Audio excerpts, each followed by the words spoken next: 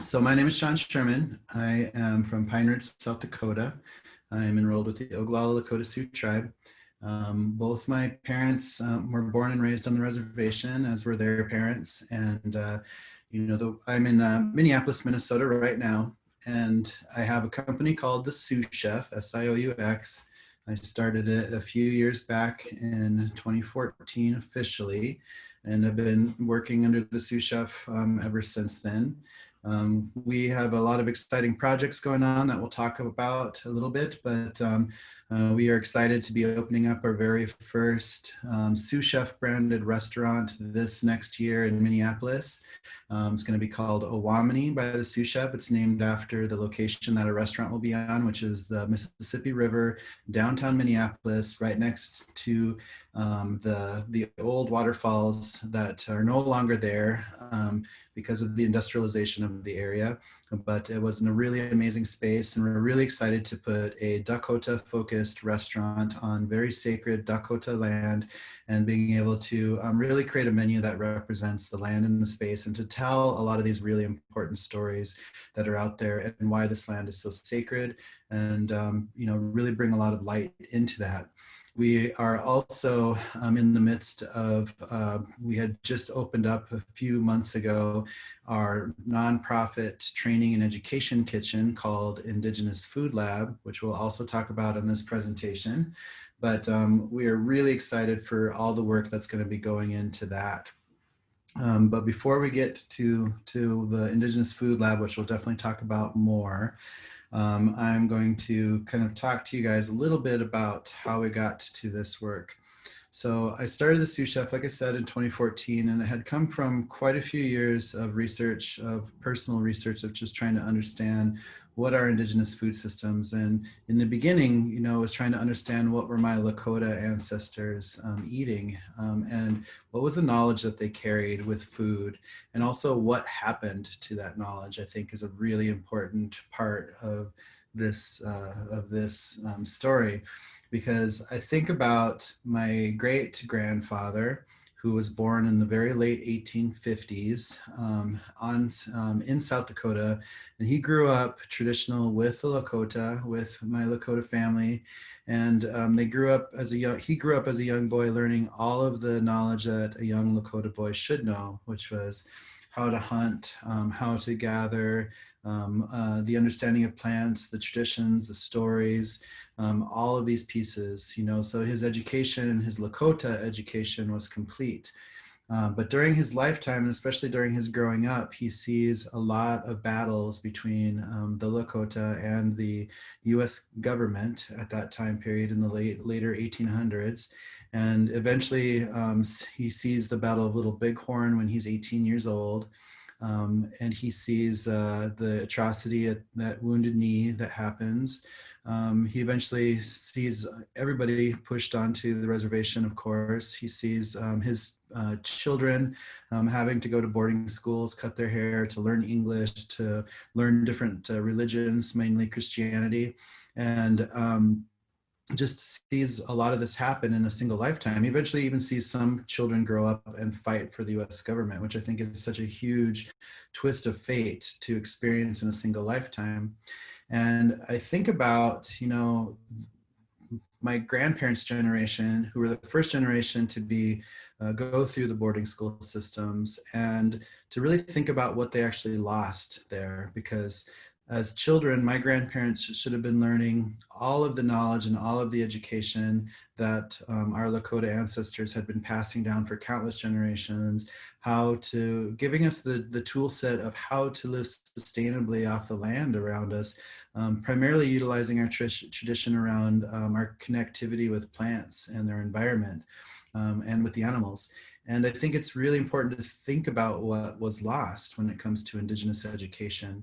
So the work that we're doing really kind of stemmed from understanding what is Indigenous education, and identifying that first, and understanding that is the thousands of generations of knowledge being passed down, giving us the knowledge of everything. So if you're in an agricultural zone, knowing how special these seeds are, and the stories that they carried, and how we farmed them, and how we planted them, and what tools we utilized, and how we built those tools. understanding the world around us and the plants and which parts to harvest for what, is it food, is it medicine, can we craft with it? And knowing, again, the stories and the traditions that follow through with all of that knowledge. I think that we, have lost so much because of Western education within our Indigenous communities. And we need to work really hard to bring this knowledge back. It's going to be so important for us in the future to normalize and make accessible this knowledge base and this education for future generations of Indigenous peoples. So when we're thinking about history, I think history is such an important part of understanding how destructive it was towards Indigenous peoples. And no matter where we are, our focus is North America, but anywhere in the Americas, no matter where you are, you're on Indigenous land, and Indigenous history. You have to understand Indigenous history to understand all of it. And our Western education has done such a great job of wiping away so much of our Indigenous knowledge and acknowledgement of what happened to us as Indigenous peoples.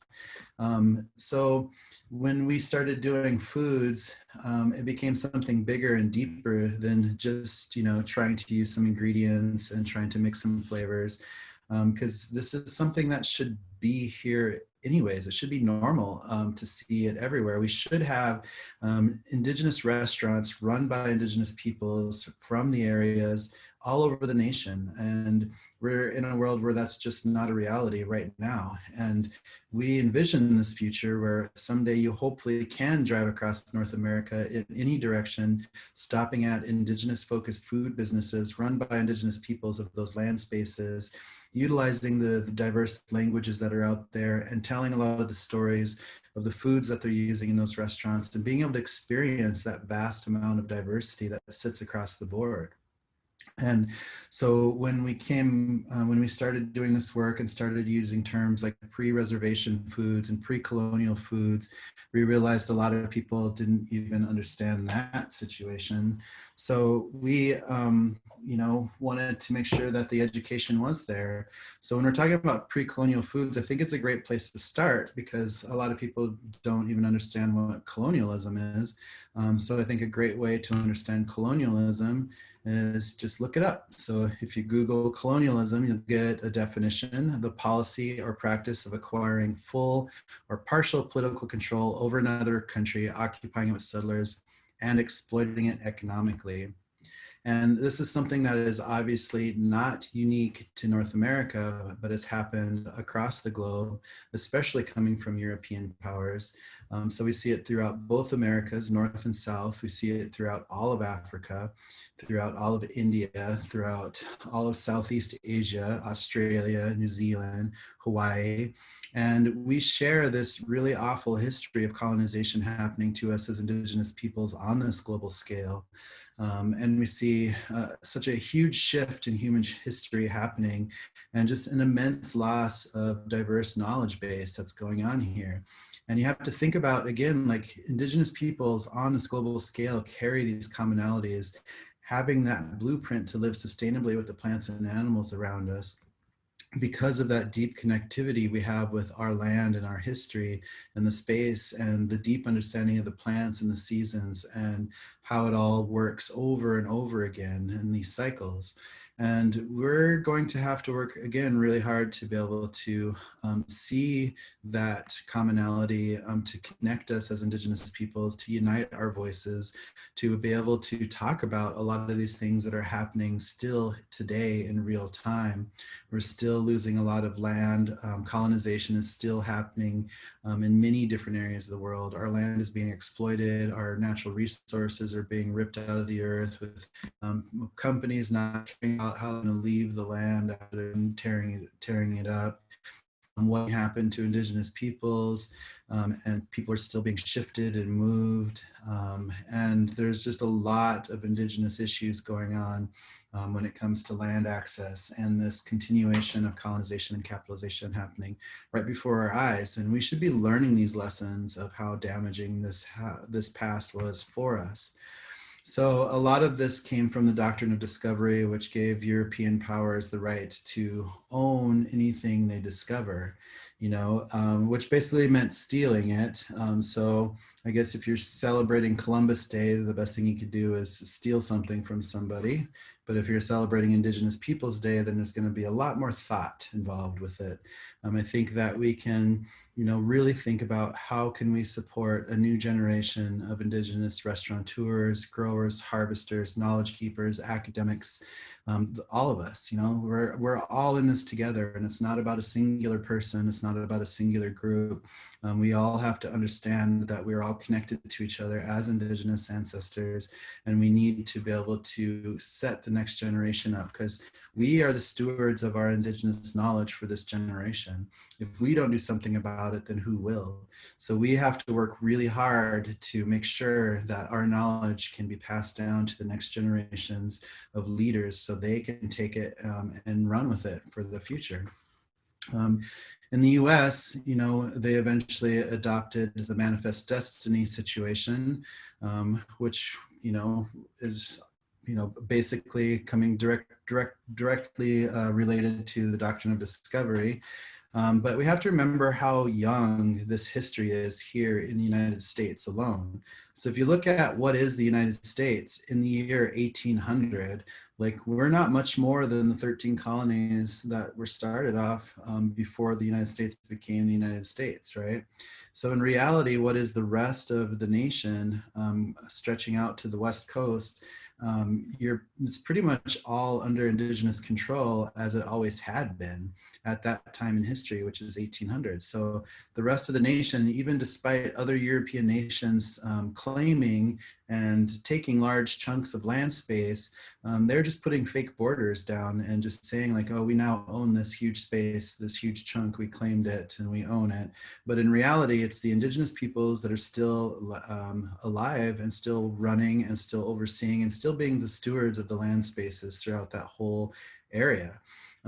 So you have France taking a big chunk, you've got Spain, you've got just all these European powers still kind of dicing up this land space, but it doesn't belong to them. It belongs to the Indigenous peoples.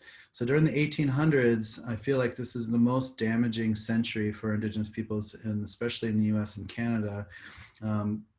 It really defines where we are right now today.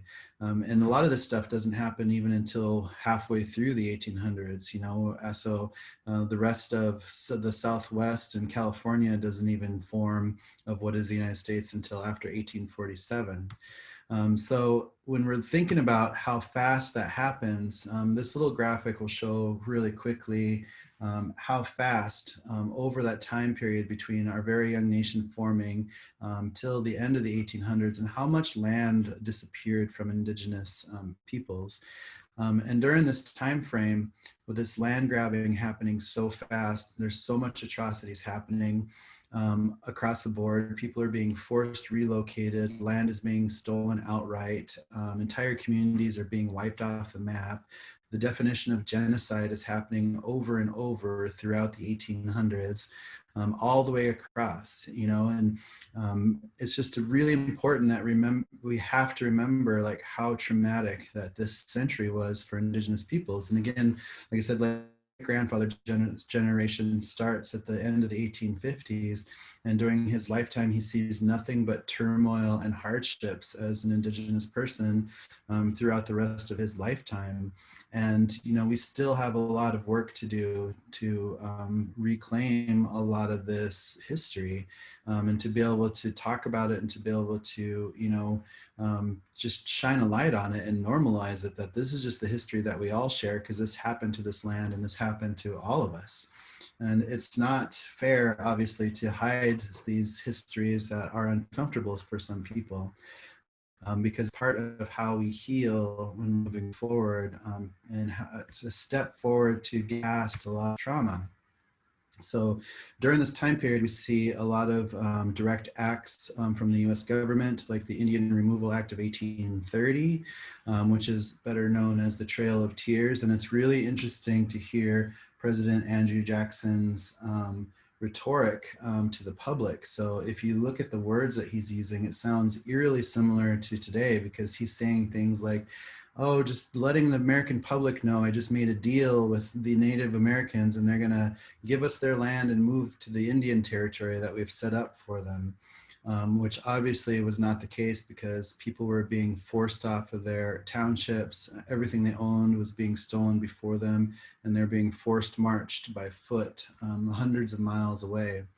And this is just one story out of many. We also have situations like the Homestead Act of 1862, which strips more indigenous land from peoples. We have the Indian Appropriation Act, which basically makes us all stewards of the state and not independent nations.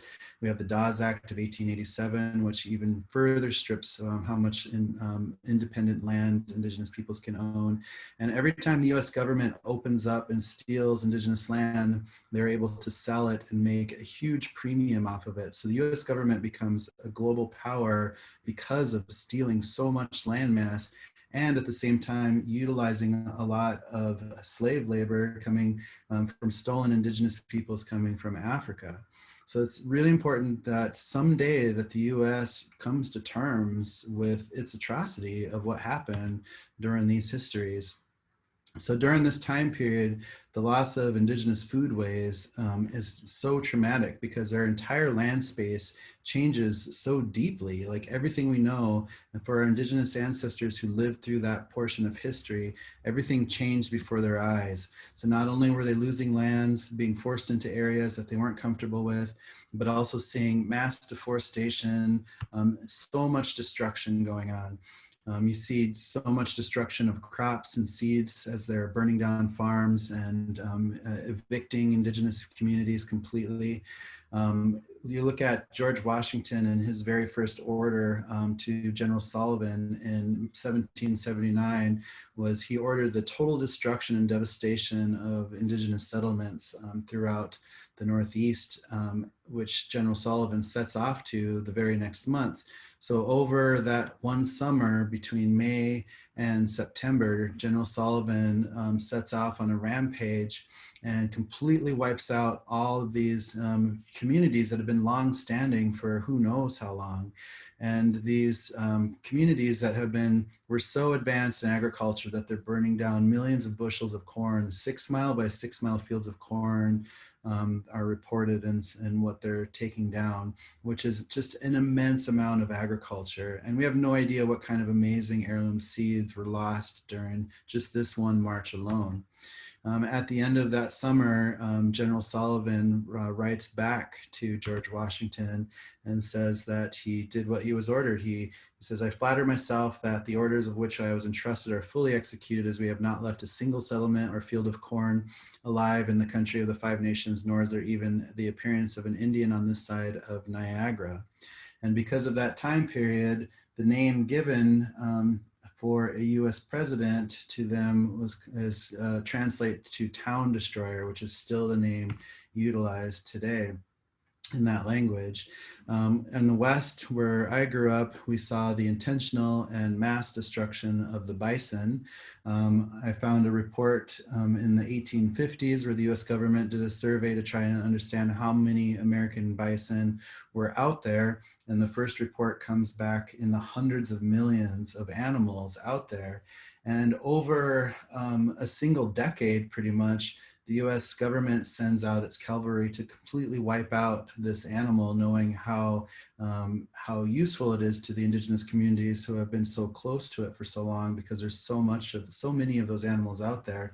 And those hundreds of millions of animals that they counted the first time was just in the southern herd, which was like Denver and the Southwest into northern parts of Mexico, even, and that whole region in that area. And there's so much more, but because of this very intentional destruction of this particular animal, they knew that it would make the tribes in the West easier to conquer by removing this real piece from them. Lieutenant Colonel Richard Irving Dodge wrote, "Kill every buffalo you can, every buffalo dead is an Indian gone." And that was the basic notion coming out of our US Capitol at that time of how to take care of this. And this is, again, we're seeing our entire environment completely change before our eyes as Indigenous peoples. But what has been most damaging for us as Indigenous peoples was really the eradication of our Indigenous education. So again, by taking that moment to identify the term Indigenous education and understanding what that is, understanding that it was those thousands of generations of knowledge being handed down, giving us the tools that we need and the training that we need from the time we could barely stand as babies throughout our entire lives to live sustainably utilizing this vast knowledge of our particular regions, and taking that away and replacing it with something that was not even close to that knowledge base. So I look at that again, like my grandparents' generation, who should have been with these kids at the turn of the century, who should have been handed down all of that generational knowledge so they can hand it down to their children, so their children can hand it down to us. So it was broken during this time period in the late 1800s. So this forced assimilation effort that has been a part of our US academic and our education and our curriculum for over a century now needs to change. Like, it has to happen, because you look at the generation of these kids, if you look at this picture, there are hundreds of different tribal communities represented in this picture, because these kids were pulled out from areas all over the US. And when these kids get here, they all speak different languages, they have different religions, they have different traditions, and they should have had so much knowledge amongst them, but they're forced to strip that away, to cut their hair, to dress into non-Indigenous clothings, and to really be forced into something that they're not. And this is just really harsh, because this was a military-run school, so this was not a fun educational program to go to. And many of the kids end up perishing. So if you ever visit Carlisle, Pennsylvania, and the Carlisle Indian School, which is now a war college for the military, there's still a graveyard there with way too many graves of young Indigenous children who went through so much abuse. They went through all sorts of physical abuse, mental abuse, sexual abuse, and this notion of corporal punishment that was taught to this generation of children, because before, our Indigenous ancestors did not utilize corporal punishment as an educational tool. Like, we didn't beat our children, or even think about doing physical harm to our kids as a form of learning. And because of that traumatic experience, this generation carries that trauma with them and brings it into our communities, which we're still feeling today. We still suffer from a lot of domestic abuse, sexual abuse, physical abuse, chemical dependency, and you can trace this going directly to this generation of children that were subjected to such awful and traumatic experiences. So we see boarding schools happen across the United States, of course. We see the same situation in Canada, called residential schools, which were still very much alive up until the 1990s. And it's just really important to think of the damage that happened to that generation, which is typically our grandparents and some of our great-grandparents, depending on our ages, of these children that had to go through this. And they were taught other skills like carpentry and house cleaning and sewing, and a lot of these servitude type skills with the hopes that they would find a job. But nobody was going to hire Indigenous peoples back at the turn of the century, because the US was extremely racist back then, and we have not been doing much better in real time in today's world at this very moment. I mean, we still have kids in cages right now in our world today, and we should have learned some of these lessons of how damaging this is, because we're creating a whole nother generation of trauma for these children that are right now today separated from their families and in cages as we speak. We have to remember what happens in the 1900s, which I feel like is an entire century of invisibility for Indigenous peoples. You look at like my grandparents were born before they were even citizens of the United States. So the native people do not become citizens until 1924. Then we go through a couple decades of Indian termination and relocation policies where we continue to lose more land access, and we continue to just lose a lot more culture and being forced into cities. And it's a really traumatic time and experience for us. We couldn't vote as Indigenous peoples with alongside other people of color up until the Voting Rights Act in 1965. And where I grew up, we couldn't even vote until the 80s because our state government wouldn't allow votes from unorganized counties, which meant Indigenous counties. Um, we couldn't celebrate our own religions until the Freedoms Act in 1978. So much of our culture was kept hidden and kept secret.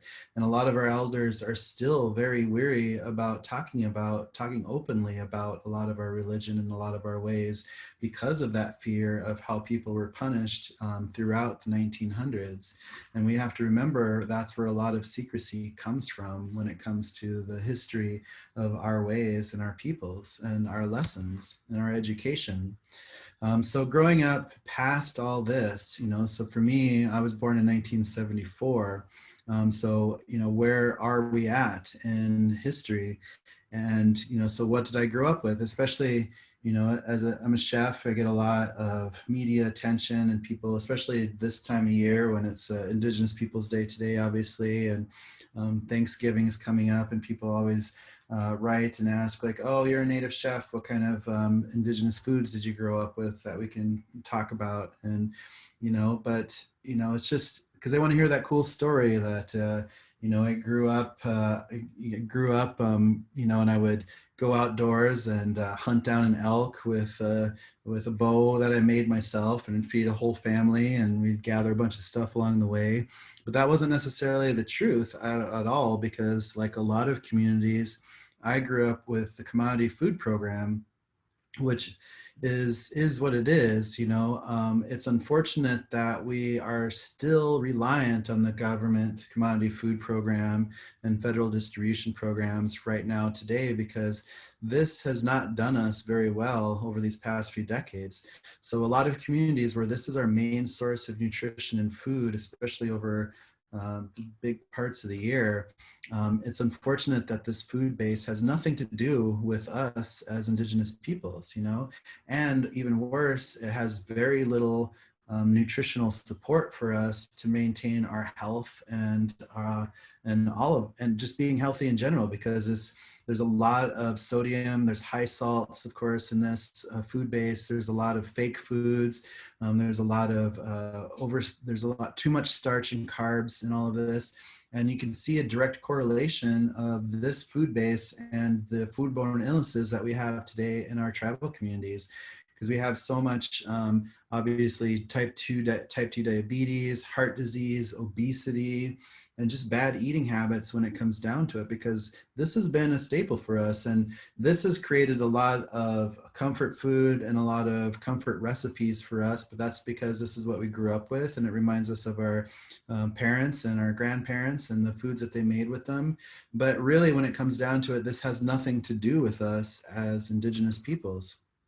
And when I was growing up, we didn't even get the colorful cans. We just got these black and white cans that would just say things like beef with juices, which you almost couldn't discern opening this up to a can of dog food, because it's pretty gross. And I've got a lot of issues with the commodity food program, and I know they've been taking a lot of steps in the right direction. But again, it's just the fact that we're still over reliant on this program, when we need to really be thinking about how can we be more self-reliant in our communities and help to maintain and create and grow more Indigenous food systems to break free from this. And even for me growing up with this piece, Indian tacos or fried bread tacos or whatever you want to call it, like, this really has nothing to do with myself growing up on Pine Ridge, except for I did grow up with it. Our families embraced it and enjoyed it. But, if you decolonize this plate, there's hardly anything left there. And we could just be doing so much better, because this one piece should not identify all of us as Indigenous peoples across North America, because we are so immensely diverse that this should not represent us. You know, we can do so much better. We should be celebrating our diversity instead of trying to hold on to something that really doesn't speak volumes. What our true knowledge and education base really truly is around our foodways. So to move forward and to truly understand Indigenous food systems, we have to think really big. We have to think about the whole picture. We have to think about how much immense diversity we have out across this whole region. So if you're looking at North America alone, you know, first just look at our ecoregions and think about how diverse that is, because every few hundred miles we drive, everything's completely different. The plants are different, the landscape's different, everything's different across the board. And we have everything from tropical areas to subarctic regions and everything in between, you know? So that's just one piece of it. But then when you layer Indigenous peoples over that, you can again see even more diversity. So if you look at language maps, this is an Indigenous language map of North America, and you can see how diverse it is, because each one of these huge color blocks is the dominant language group of those regions. But you have to understand that within those color blocks, that this is also generalized. So there's also there's so much more diversity than this too. So again, like if you think about it, every 100 miles that you drive in any direction, you're going to be not only in a different ecological region, but you're also in a different language zone. You're in there's different traditions, different religions, different mythologies, and different, you know, peoples in general. And we should be really excited about celebrating this immense amount of amazing diversity that sits across the board, and how much we can learn from all of us as Indigenous peoples with our foodways and with our histories. Today, we still have 634 tribes throughout Canada, 573 tribes throughout the US, and 20% of Mexico identifies Indigenous still today. And almost 8% of the population of Mexico, which is huge, still speaks Indigenous languages over colonial languages. So it doesn't matter to us who's speaking Spanish or English or French, because those are all European colonial languages. What's more important is to think about that amazing Indigenous diversity that sits across the board. And that's why we want to see a future where hopefully you can drive across this nation, stopping at Indigenous focused businesses run by Indigenous peoples of those regions, and experiencing that vast amount of diversity that sits out there. And that's what we're trying to make happen. So when we're thinking about Indigenous food, it's not just about culinary. It's not just about how do you cut up this wild carrot and cook it a bunch of different ways. It's about understanding how our Indigenous ancestors were able to live sustainably for so many generations. And all of the lessons that we should have learned, and all the lessons that we need to remember to find today and to hold on to and be able to pass down to the next generations.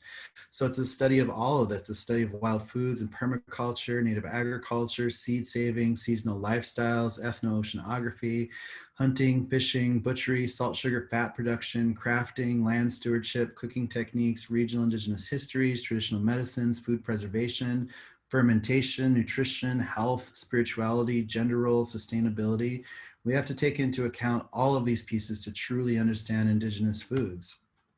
And one of the best places to start is just with our environment. It's literally just going outside and reconnecting with the nature around us, you know?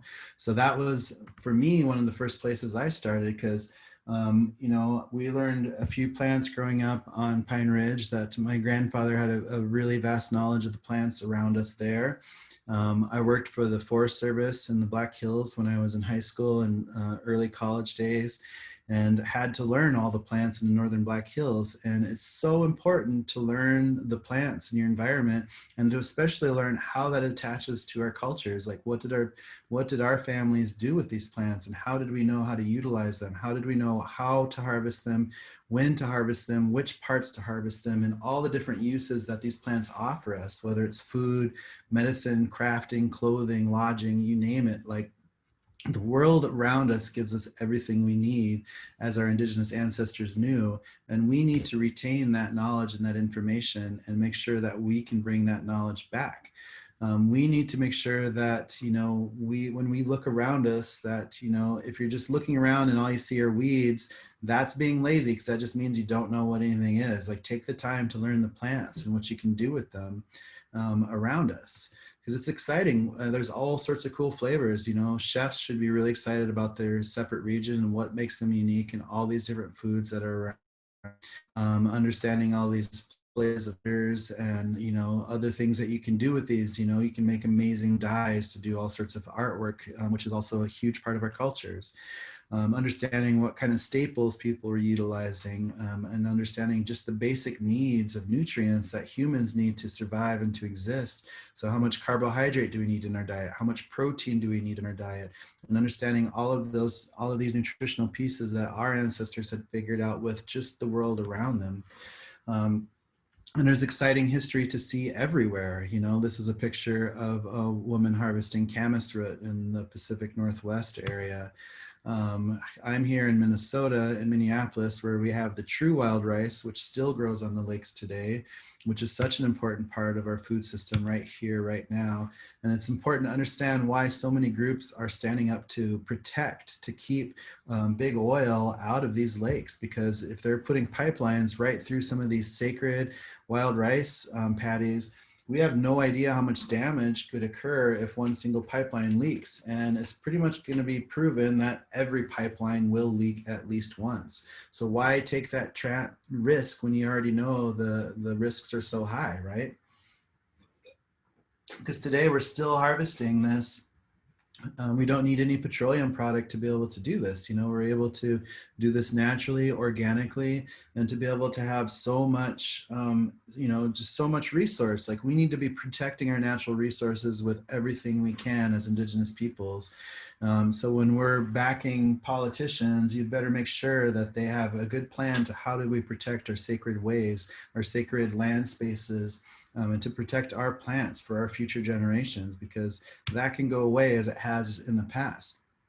These food sources are extremely important to us, and we need to maintain them to help to maintain, you know, our culturally relevant foods. It's a part of our food sovereignty.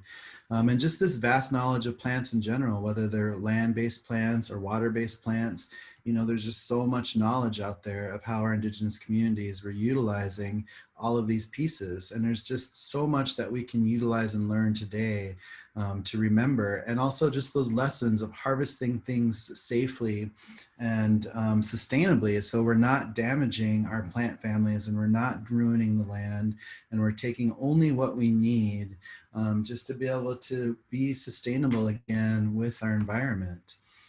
Proteins, I feel like it's such an easier piece to go over, because literally every single animal that's running around can be game when it comes down to it.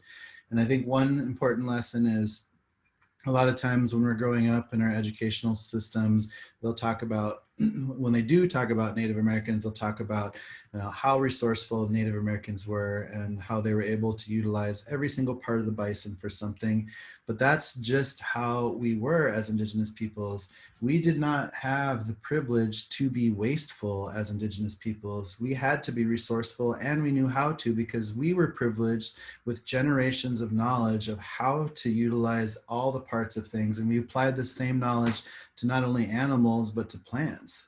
Like, so we figured out, you know, byproduct use for almost everything that we came across, and we're able to utilize so much. And I think we need to really, as a human race, get back closer to that situation, because we're so wasteful as humans. Like, we make stuff just to throw it away, which is insane. You know, we need to really think about how we can use so much less waste in everything that we do, and really strive for technology to help us get there. And we can learn a lot of lessons from Indigenous communities of this resourcefulness.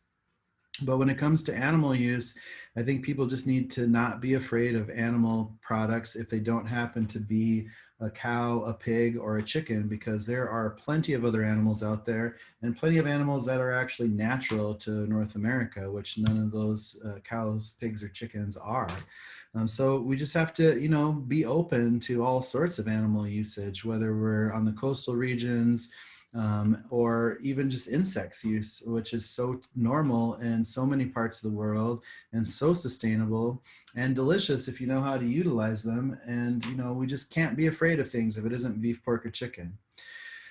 So anyways, another big piece that's missing from our education is the amazing story of North American indigenous agriculture, because we live in a world where we think this is the pinnacle of agriculture.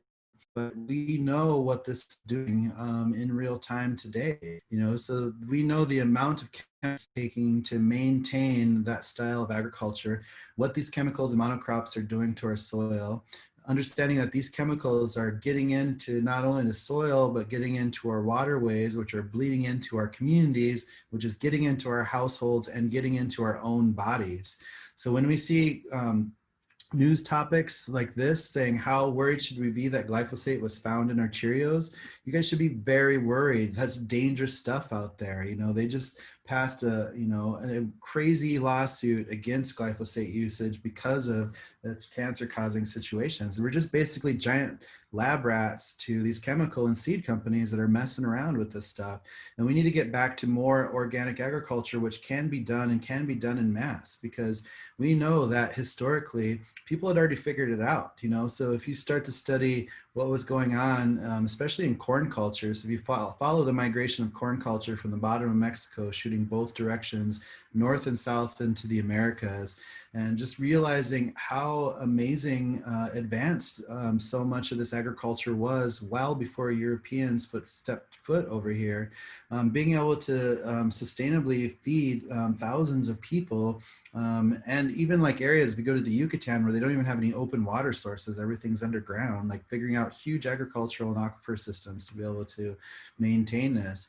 Or looking at what the Spanish were witnessing when they got to what is now Mexico City and seeing the floating gardens, and they're growing things like corns and beans and squash and sunflower and chilies and tobacco, just like the Mayans were.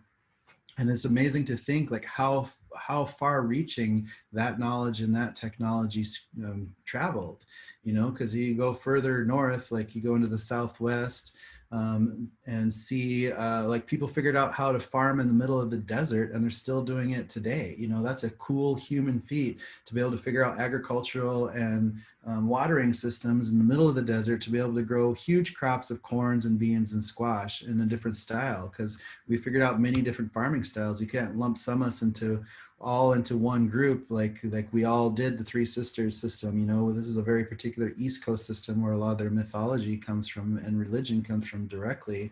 But because we're so diverse as Indigenous peoples, we figured out many different ways to farm. This is Buffalo Bird Woman. So if you guys haven't read the book Buffalo Bird Woman's Garden, you should right away, because it's an amazing account of Buffalo Bird Woman's memory growing up a young Hidatsa farmer on the Missouri River Valley. And she's really close to where Standing Rock happened. And it's really cool to see like how she explains her memories growing up before she ever saw European people or experienced European ways, and just how she farmed, learning how to farm as a Hidatsa farmer. And she's growing the same things that they were way deep in Mexico, with different varietals of corns and beans and squash and sunflower and tobacco. It's a really cool perspective on Indigenous agriculture. And what makes it even more unique is that it's coming from a female voice, because women never get into history books, let alone Indigenous women. So it's a really unique text that people should find if they have not found it. It's really important to remember that each one of these diverse heirloom seeds comes from a very particular Indigenous community and region, and they carry very particular stories and songs and traditions alongside them. And we need to remember that, because again, like, we are the stewards of this generation for this seeds, and these are in danger in real time today, because there's seed companies trying to buy up all the world's seeds to be able to hold on to them, for the sense of power when it comes down to it. And we need to make sure that these Indigenous seeds stay within Indigenous hands, and that our Indigenous families can continue to grow them out more and more throughout the years, because it's a danger right now. We could lose this, and we have no idea what was lost in the 1800s during that time period of so much trauma. So we're lucky that we have this diversity alive and well today, and we have to do everything in our power to maintain it. I think Rowan's on this later, if I remember correctly, but I love this quote and this beautiful picture of hers that says, it's our responsibility to care for the seeds to make sure that younger generations and future generations that we might not know yet have them, you know? So for us, with the work that we're doing is really trying to understand like how do we move forward? How do we bring all of this knowledge into now? You know, how can we spread this knowledge while still paying homage to our Indigenous ancestors directly? I think it's important to understand what is Indigenous food sovereignty, which is healthy food access, cultural food producers, regional food systems, local control of our food systems, which is non-governmental control, access to Indigenous education, and environmental protections. And this will bring food security if we're able to cross off all of these checklists when it comes down to it. So it's important that we have a new generation of Indigenous chefs that can be out there connecting with the world around us and really starting to understand how we can indigenize all of this. You know, how do we indigenize our kitchens, and how do we see the world differently through a decolonized lens and an Indigenous lens, and start to see food around us everywhere. It's so important as Indigenous peoples that we have this chance in history to define our own foods and not allow other people to tell us what Indigenous peoples ate in the past, but to tell people what we are eating right now today, and to be creating our own Indigenous pantries that taste like exactly where we are, you know? So we could be going outside harvesting foods and making our own pantry items. So when we're cooking foods, it's coming directly from around us, and the food is tasting like what it looks like to be outside, you know, with the smells and the flavors, and giving this opportunity to young Indigenous chefs to be able to grow and to be able to be creative and to be able to see what comes out of it. You know, it's totally possible and accessible for us to create Indigenous focused businesses right now today. We've been doing it for the past few years, and you know, when we did our food truck where we were serving only foods of this region in Minneapolis, which was primarily Dakota and Anishinaabe, that we were able to find a lot of our Indigenous food producers locally, so we could get all of our wild rice, all of our lake fish, all of our maple, a lot of our farm products directly from Indigenous peoples of our region, and to support those growers and to give them, to create a demand for this type of food, and to showcase that it can be done, and that we could just, and we could create the rules as we went along. Like, we're just using foods and flavors that our ancestors were using, to directly connecting with them, but also directly connecting with the world around us, and making use of all this world around us, and being creative. Like, it's fun to be creative as a chef, but what's more important than creating pretty plates, it's just to keep the food simple and just let the food be what it is. And more importantly, getting this food back into our tribal communities. It was so important. It's been such an important part of our work, just getting this food back into tribal communities and seeing the people's faces as they light up, of being able to have access to these foods and be able to talk about these foods, and to remember us these foods, to remember what their grandparents were eating, you know? So it's so fun to listen to the elders saying like, oh, I forgot all about this flavor. Like, my grandparents, you know, I used to gather this when I was such a young kid, and we knew where all the forest trails were. They used to be so clear because we knew exactly where to get the foods. And now those trails are grown over, and I haven't even had this flavor for so long. And that's, you know, we need to get this out there. We need to be making this normalized for our families to eat this every single day. So part of the work that we're doing is trying to make this happen right now in real time. So we're trying to create an educational opportunity where we can just grow with this. So we created our nonprofit, which is called NATIFs. It's an acronym for North American Traditional Indigenous Food Systems. And right now, we are focused on two main pieces, which is creating access to Indigenous education and creating access to Indigenous foods. So we're basically taking the two pieces that colonization had against us, which was stripping us of our own education and removing us from our food, and using those two fronts to bring us back, to make us stronger as a whole. So our brand, Indigenous Food Lab, is a training kitchen where our hopes and goals with Indigenous Food Lab is to be able to maintain a lot of production, so we can in real time train people how to work with these foods, how to order these foods, who to order from, to help grow more Indigenous food producers, to help tribes create their own culinary programming so they can create their own focused Indigenous kitchen for their community, so we can create those access points that are so needed out there.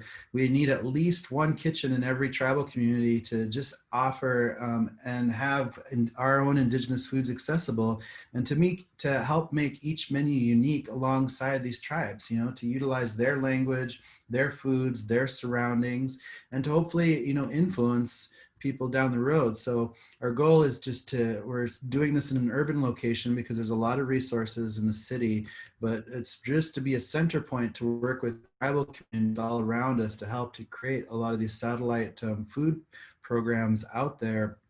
Something just as simple as a catering operation in a senior center, or it could be a full-scale restaurant if some of the tribes have the means to be able to do that. And we just want to offer training, development, and support, knowing how hard it is to open up food businesses alone. And, you know, especially in this time with the pandemic going on, you know, who could have predicted that all restaurant businesses would be completely turned on their heads? But what we really need to do is be supporting our local food systems and our local food growers, because I think COVID has shown us how vulnerable we are to over-processed foods and foods coming from all over, when we should be really focused on supporting our growers around us. So we're hoping that we can use our influence to help tribal communities bring back more community gardens, to think about permacultural design, and just like helping our land space heal again, and to grow plants that want to grow on our land spaces, you know, because we should have orchards of all sorts of food places. So like where I'm at, we could, instead of having empty lots or giant lawns, which are stupid, we could be having whole fields and orchards of chokecherries and aronia berries and elderberries and wild gingers and wild onions. And there's like so much that we could be growing, and we have the technology to do this. Like we could do this now in real time. So there's no reason to not create food communities for our tribal communities and turn them into food communities. But it's going to be really important that we have trained kitchens and trained culinary professionals of people who know what to do with these foods. How do you harvest? How do you utilize some of these foods coming in from these harvests? You know, what do you do with wild elderberries? What do you do with wild gingers? What do you do with wild prairie turnips? So what do you do with any of this stuff coming in? So we're going to need to, and how do we do this safely so we can feed our elders, especially, and our community members safely without getting them sick? So it's going to be really important that we have these culinary structures built out there, which is why we're trying to do what we want to do. We want to create more educational materials like the cookbook we pushed out a few years back, just showcasing over 100 recipes using only Indigenous ingredients, cutting out colonial ingredients. So for us, there's no dairy, no flour, no cane sugar, no beef, pork, or chicken. We're not even using black pepper because it doesn't exist in this food style. And envisioning education through an Indigenous lens and an Indigenous perspective, and trying to just make this normal. Like we should be offering all sorts of this out there, and hopefully seeing more and more Indigenous food producers and creating a system that's going to support them and help them grow alongside us, because we're going to need a lot more Indigenous food producers out there. And we can see a future where there's going to be a huge need for Indigenous localized food systems and food growers out there. If you can control your food, you can control your destiny. And that's just a fact, because that's how our Indigenous ancestors were doing it, you know, and it takes a lot of work. So our furthest goal is to hopefully open up Indigenous food labs and replicate these training centers and opening them up in cities all over, everywhere we absolutely can, each one becoming a regional center point to train, to develop, and to support more Indigenous culinary and Indigenous food producers out there. And we can do this on a global scale, you know. We could do this all over the entire world where there's Indigenous peoples. And this also gives us an opportunity to really define and talk about cultural appropriation, because we live in a world where a lot of these pieces are just way too normalized, and we should be past this, and we are moving in the right direction, but it's been very slow to get there, with a lot of pushback of people losing their privilege to maintain the hierarchy of what's been going on. So for us, this is an Indigenous evolution and revolution at the same time, because we're past that generation of the 1800s that was an immense amount of destruction and genocide, past the invisibility and assimilation efforts of the 1900s. And now we're at this generation where we are a generation of Indigenous peoples who are highly educated. We have a lot more access to resources, and we know that we can be the stewards of this generation to pass it on.